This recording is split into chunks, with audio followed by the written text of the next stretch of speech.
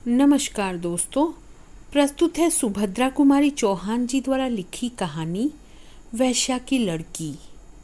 छाया प्रमोद की सहपाठिनी थी।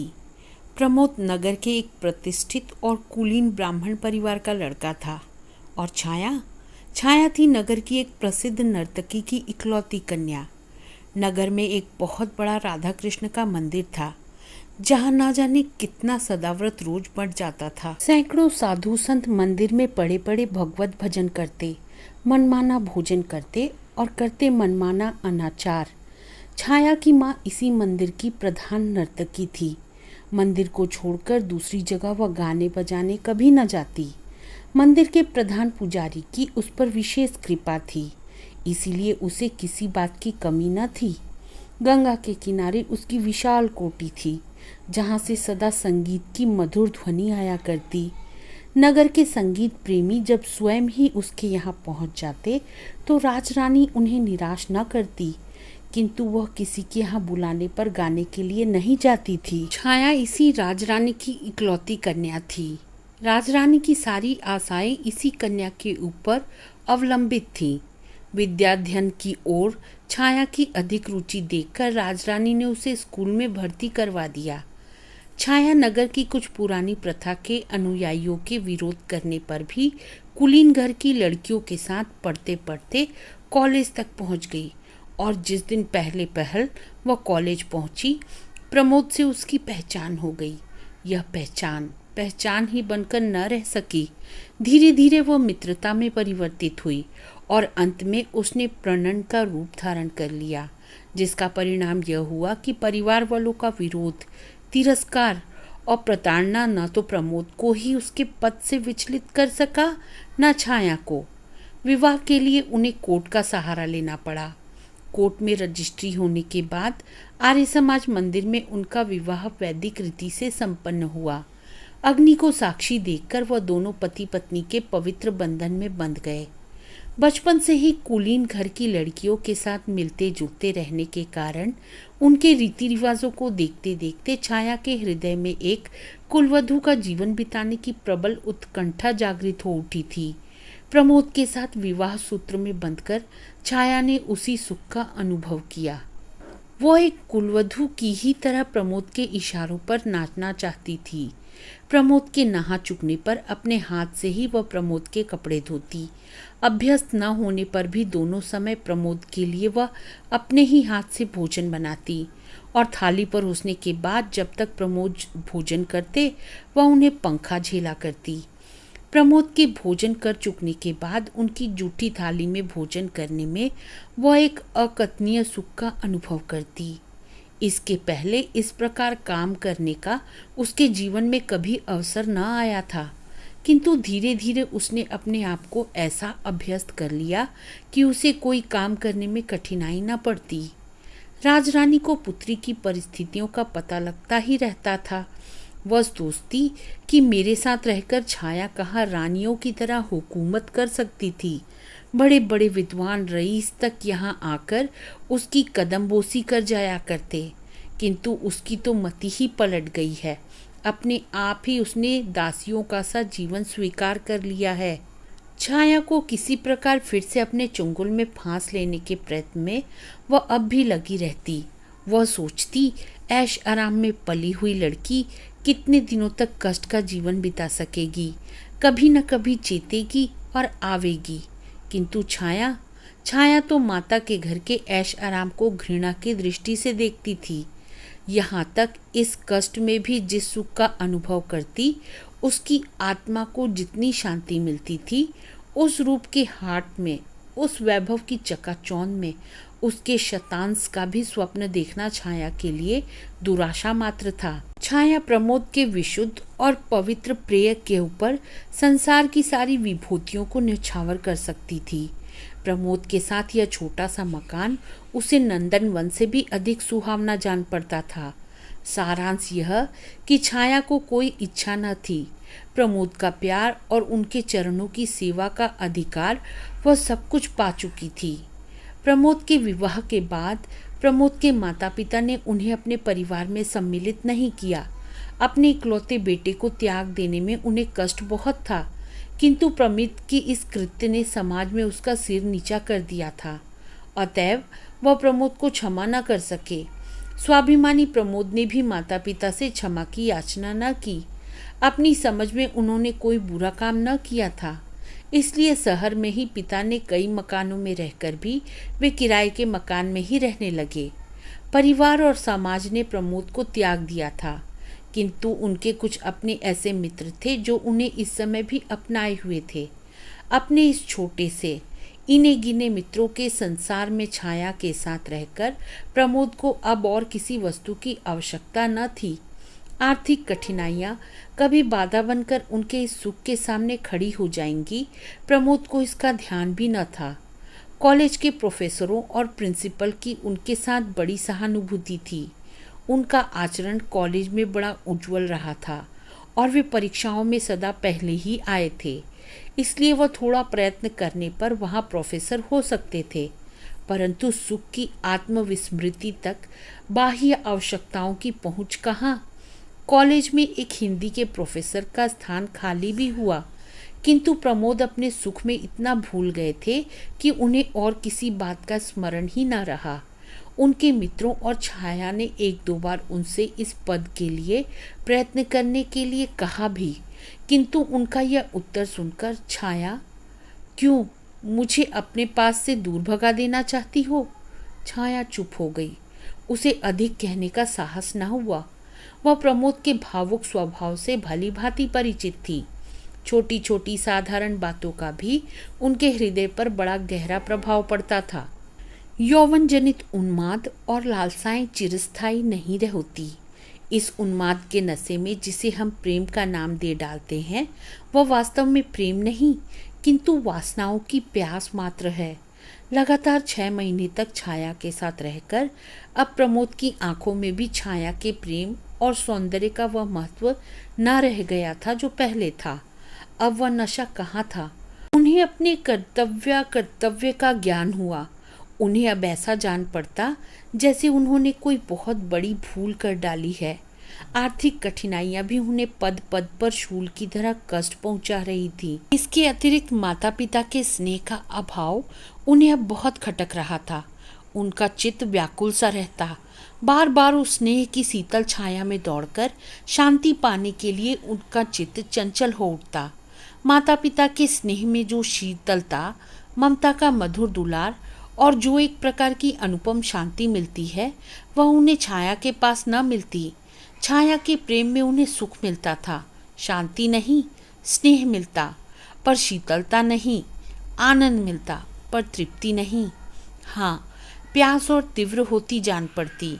आनंद और सुख के जलन की मात्रा अधिक महसूस होती। वे माता पिता के स्नेह के लिए अत्यधिक विकल रहते, किंतु जब माता पिता ने ही उन्हें अपने प्रेम के पलने से उतारकर अलग कर दिया, तब स्वयं उनके पास जाकर उनके प्रेम और दया की भिक्षा मांगना प्रमोद के स्वाभिमानी स्वभाव के विरुद्ध था। प्रमोद का स्वास्थ्य भी अब पहले जैसा न रह गया था। दुश्चिंताओं और आर्थिक कठिनाइयों के कारण वे बहुत कृश और विक्षिप्त से रहते। समाज में भी अब वह मान प्रतिष्ठा न थी। हर स्थान पर उनके इसी विवाह की चर्चा सुनाई पड़ती। प्रमोद की इस कार्य से ही नहीं, स्वयं प्रमोद से ही किसी को किसी प्रकार की कोई सहानुभूति न रह गई थी।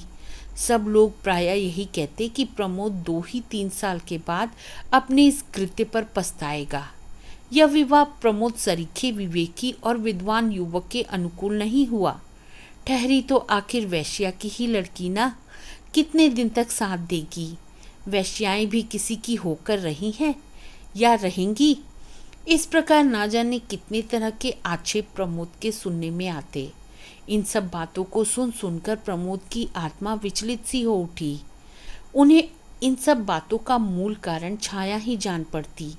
वे सोचते, कहाँ से मेरी छाया से पहचान हुई, न उससे मेरी पहचान होती और न विपत्तियों का समूह इस प्रकार मुझ पर टूट पड़ता।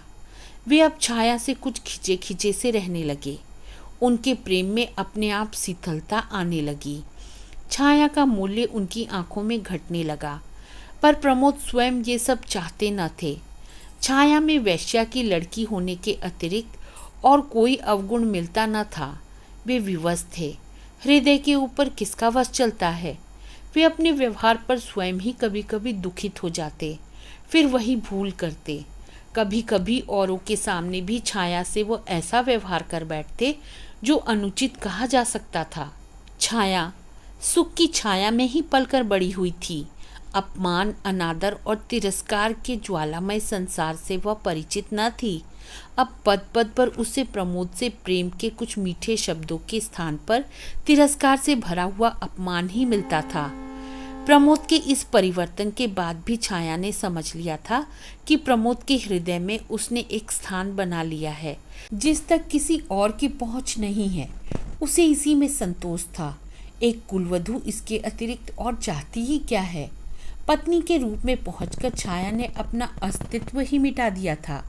प्रमोद के चरणों में उसके लिए थोड़ा सा स्थान बना रहे, यही उसकी साधना थी। और इस साधना के बल पर ही वह प्रमोद का किया हुआ अपमान और तिरस्कार हंसकर सह सकती थी। उसके ऊपर उस अपमान और तिरस्कार का अधिक प्रभाव न पड़ता।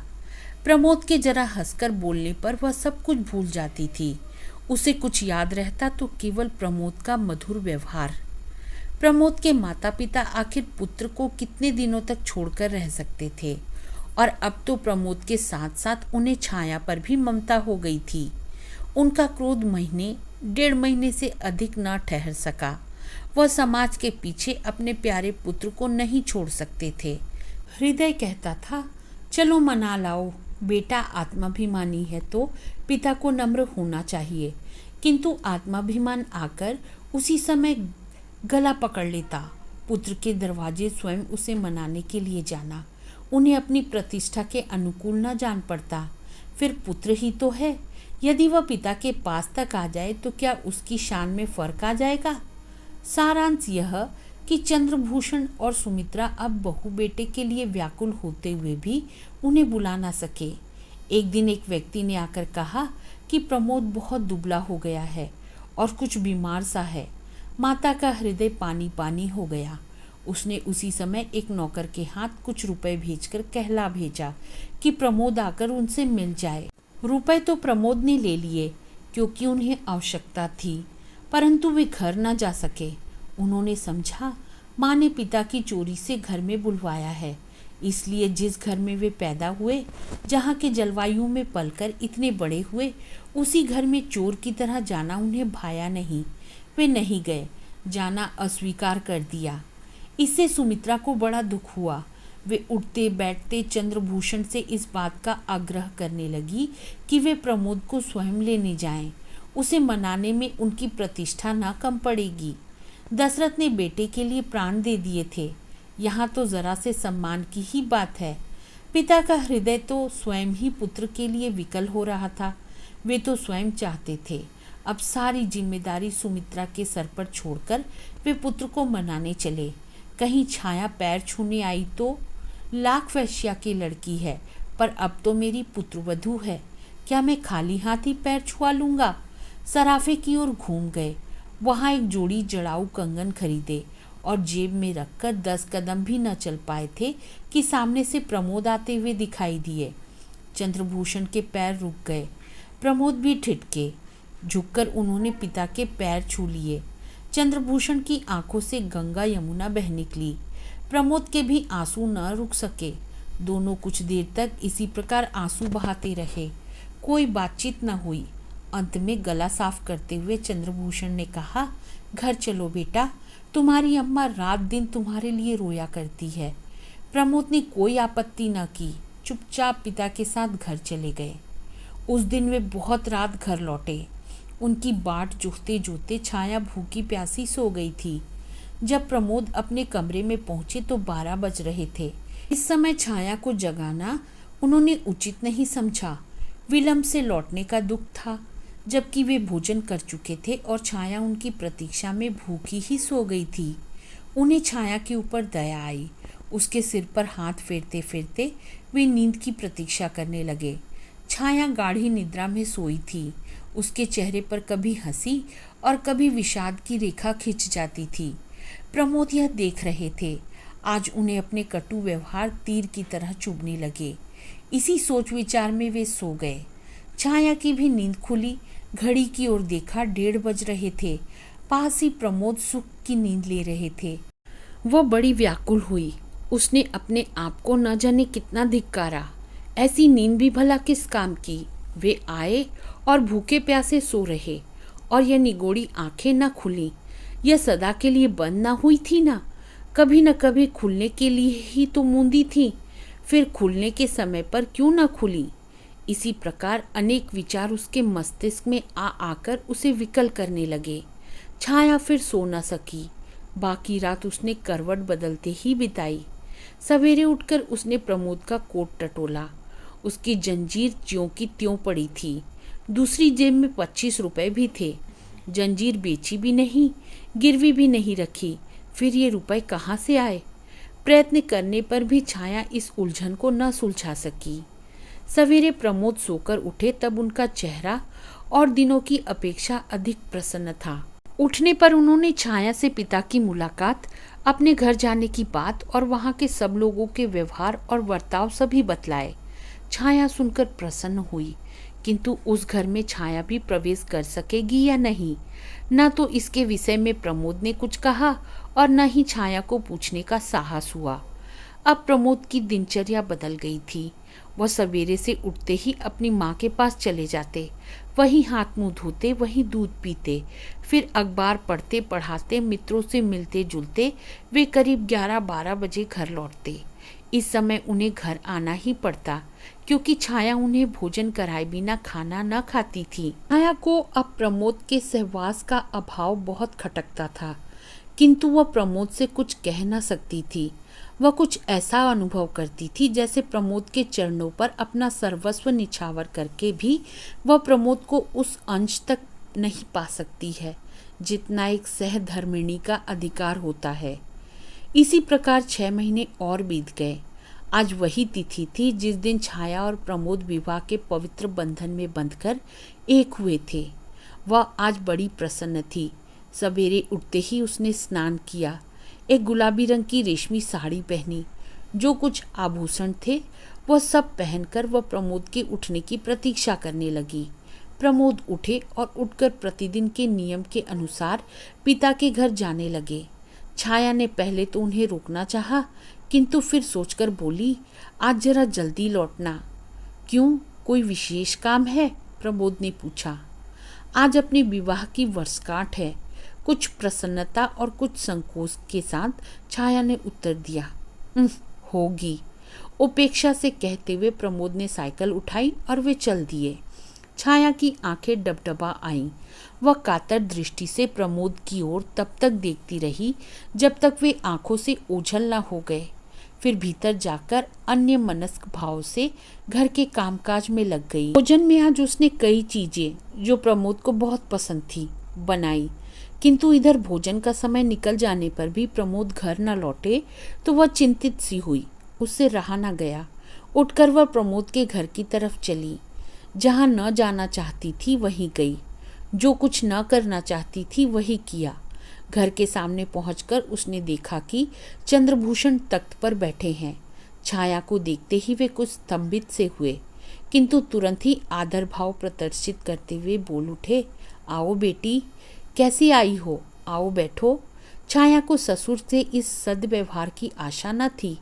वह उनके इस व्यवहार पर बड़ी प्रसन्न हुई। उसकी समझ में न आता था कि वह प्रमोद के विषय में कैसे पूछे। इसी पसोपेश में वह कुछ देर चुपचाप खड़ी रही। अंत में अपने सारे साहस समेटकर उसने पूछा, वे कहाँ है? किसे? प्रमोद को पूछती हो? वह तो इधर कल शाम से ही नहीं आया। पर हाँ, वह प्रायः मिस्टर अग्रवाल के यहाँ बैठा करता है। तुम ठहरो, मैं उसे बुलवाए देता हूँ, चंद्रभूषण ने उत्तर दिया।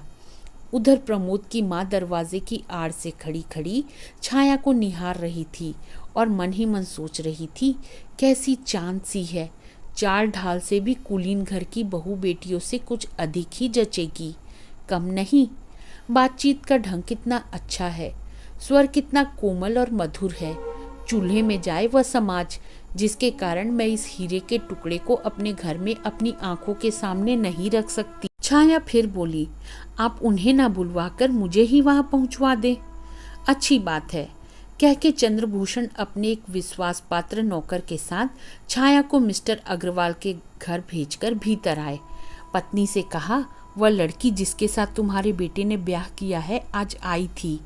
पत्नी ने तिरस्कार के स्वर में कहा, वह बेचारी तो उपत के तुम्हारे दरवाजे तक आई और तुमसे इतना भी न पन पड़ा कि उसे घर के भीतर तक लिवा लाए। चंद्रभूषण सिर खुजाने लगे।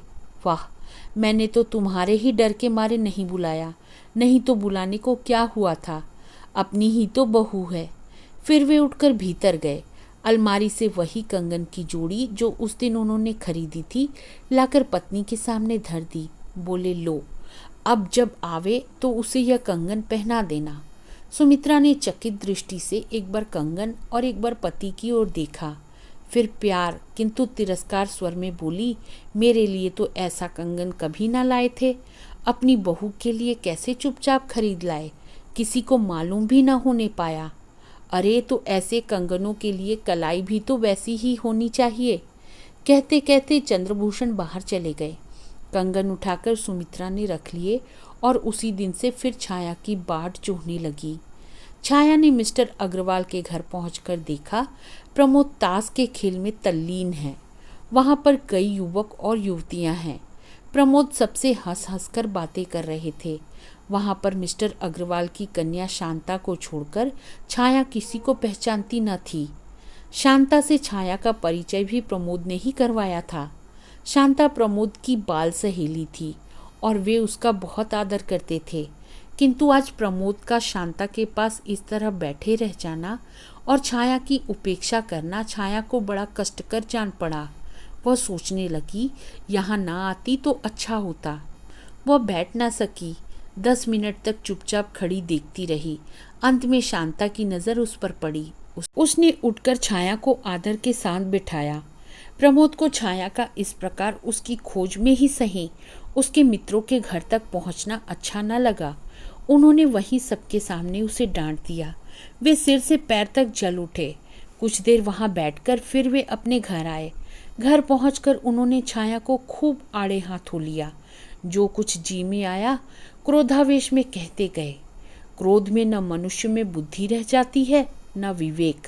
प्रमोद ने जो कुछ कहना था वह भी कहा और जो कुछ न कहना था वह भी कहा। अंत में उन्होंने यहाँ तक कह डाला कि तुम अपने परिवार की चाल क्यों छोड़ सकोगी, गली गली घूमोगी नहीं तो काम कैसे चलेगा। तुम तो मालूम होता है वही करोगी जो तुम्हारी माँ आज तक कर रही है। छाया कट सी गई। अपमान उसके चेहरे पर तड़प उठा, किंतु वह कुछ नहीं बोली। वह जानती थी कि कुछ बोलकर अपना अहित छोड़कर वह हित नहीं कर सकती। अंत तक अपने इस कार्य के लिए वह विनम्र भाव से प्रमोद से क्षमा मांगती रही और इस बात का आश्वासन देती रही कि अब उससे ऐसी भूल कभी न होगी। किंतु प्रमोद अपने को शांत न कर सके। वे उन्मत्त की तरह कभी टहलते और कभी चुपचाप लेट जाते। अंत में कुछ देर तक इधर उधर टहलकर वे छाया से बोले, छाया, मैं तो मिस्टर अग्रवाल के घर जा रहा हूँ, वहाँ मुझे कुछ शांति मिलती है। शांता के पास पहुंचकर मैं एक प्रकार के सुख और शीतलता का अनुभव करता हूँ। वहाँ मैं सारी दुश्चिंताओं से क्षण भर के लिए अपने आप को मुक्त पाता हूँ। वहाँ मैं जितना अधिक रहूँ रहने दिया करो। तुम्हारे पास मुझे सिवा ग्लानि और क्षोभ के कुछ नहीं मिलता। तुम्हारे पास मैं शांति नहीं किंतु अशांति ही अधिक पाता हूँ। शीतलता नहीं, मुझे जलन होती है। और यह सच तो है छाया कि अब मैं तुमसे घृणा करने लगा हूँ। तुम्हारे माँ के घर की दासी का आना जाना मैं संदेह की दृष्टि से देखता हूँ। मुझे तुम्हारे ऊपर विश्वास नहीं रह गया है। अब तुम मेरे पीछे मत पड़ो, तुम्हें स्वतंत्र किए देता हूँ। तुम चाहो तो अपनी माँ के पास जाकर सुखी से रह सकती हो। मैंने तो तुम्हारे साथ इतने दिनों तक रहकर भर पाया। बस अब और अधिक मुझसे अपने साथ रहने के लिए विवश मत करो। रोने धोने का मुझ पर कोई असर नहीं होगा। जहाँ मैं थोड़ी शांति पाता हूँ वहाँ जाने दो। कहते हुए प्रमोद बाहर चले गए। छाया वहीं धरती पर लौटकर फूट फूट कर रोने लगी। आज उसे मालूम हुआ कि वह कितनी असहाय, कितनी विवश और कितनी दुर्बल है। संसार उसे शून्य सा होता हुआ जान पड़ा। उसे ऐसा लगता था जैसे उसका सर्वस्व कोई बरबस उससे छीने लिए जाता है।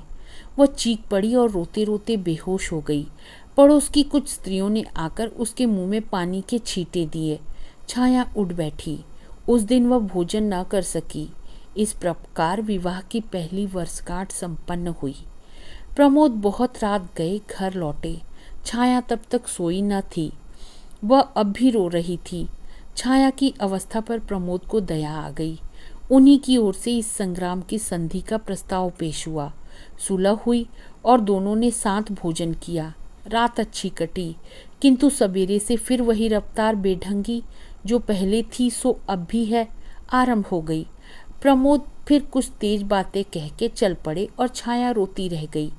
राजरानी अपनी पुत्री की दुरवस्था के विषय में प्रतिदिन सुना करती थी। उसने फिर अंतिम शस्त्र फेंका। दासी से कहला भेजा, अभी भी कुछ बिगड़ा नहीं है। छाया चाहे तो आकर मेरे साथ सुख से रह सकती है। यह इतनी बड़ी कोठी और लाखों की संपत्ति उसी की है। वह इतना कष्ट क्यों झेल रही है? अभी उसकी माँ तो जीवित है, इतना तो सोचे। छाया ने उसके उत्तर में माँ को कहला भेजा, मेरी नसों में सीता और सावित्री का खून दौड़ रहा है। मैं आर्य महिला हूँ। मैं अपने पति के चरणों को छोड़कर नहीं जा सकती। सीता और सावित्री का महान आदर्श मुझसे कहता है कि पति ही मेरा परमेश्वर है। पति को छोड़कर स्त्री की कहीं दूसरी जगह गति नहीं हो सकती। उनसे कहना कि मेरी माँ तो मर चुकी है, मैं उन्हें अपनी माँ नहीं समझती। मेरी माँ होती तो मेरी ही तरह पवित्र जीवन बिताती। इस उत्तर से राजरानी के स्वाभिमान को धक्का सा लगा।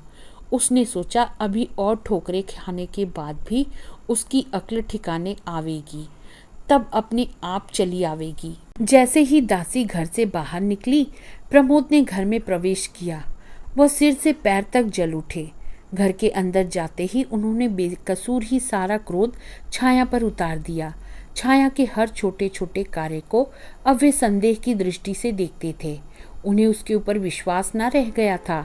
उसकी हर एक भावभंगी में उन्हें कुछ छल, कुछ धोखा दृष्टिगोचर होता था। उन्होंने दासी के आने का कारण पूछा और छाया के सच सच कह देने पर भी वे विश्वास न कर सके। क्रोध में उन्मत्त से हो रहे थे। क्रोध के साथ बोले, छाया तुम जाओ, जाओ अपनी माँ के साथ रहो, मेरा पिंड छोड़ दो। तुम्हारे साथ रहने से मुझे कष्ट भर होता है और कुछ नहीं। मैं अपने आप तो तुम्हें छोड़ नहीं सकता। तुम अपने आप ही अपनी माँ के पास चले जाओ तो मेरे ऊपर किसी प्रकार की जिम्मेदारी न रह जाएगी। मेरा कहना मानो, मुझे इस बंधन से मुक्त कर दो छाया। तुम भी सुख से रह सकोगी, मैं भी सुख से रहूँगा। छाया ये बातें चुपचाप सुन रही थी। उसकी आंखों से आंसू बहते जाते थे। उसने हिचकियों के साथ कहा, प्रमोद तुम बंधन से मुक्त होना चाहते हो तो मैं कर दूंगी। व्यंग और उपेक्षा की हंसी के साथ प्रमोद ने कहा, हाँ यही चाहता हूँ छाया, मुझे बंधन से मुक्त कर दो। जिस दिन तुम मेरी इतनी बात मान लोगी मुझे बड़ी शांति मिलेगी। शाम को घर लौटकर प्रमोद ने देखा छाया अपने जीवन की अंतिम सांसें ले रही थी। उसकी आंखें कदाचित एक बार प्रमोद को देख लेने की प्रतीक्षा में खुली थी। प्रमोद के आते ही एक हिचकी के साथ उसकी आंखें सदा के लिए बंद हो गई। प्रमोद पागलों की तरह छाया की लाश पर गिर पड़े। आज भी प्रमोद नन्ही सी पोटली जिसमें छाया का चित्र और उसका अंतिम पत्र है बड़ी सावधानी से हृदय से लगाए हुए नगर के सुनसान स्थानों में या खंडरों में देखे जाते हैं। वे न कभी किसी से बोलते हैं और न किसी की बात का उत्तर देते हैं। हाँ, अपने आप ही वे कभी कभी एक विचित्र प्रकार की आवाज़ से कुछ कहते हैं जिसको बस वे ही समझते हैं और कोई नहीं। तो दोस्तों, मुझे उम्मीद है आज की यह कहानी आपको पसंद आई होगी। अब मिलती हूँ अगली कहानी के साथ, तब तक के लिए अलविदा।